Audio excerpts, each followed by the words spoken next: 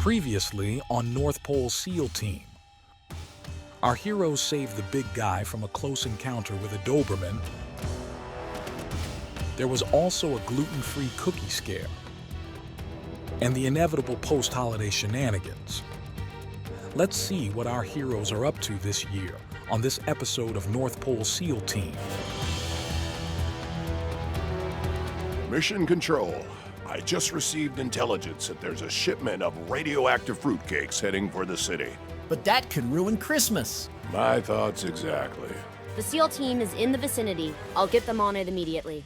Sending the coordinates now. Mission Control, we've located the target. Copy that. Sending in the ground team.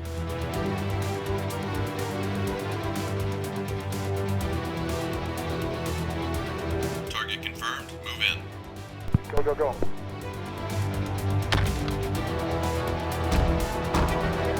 Enemies captured.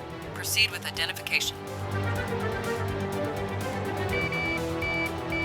We have Gamma confirmation. Extracting target for demolition.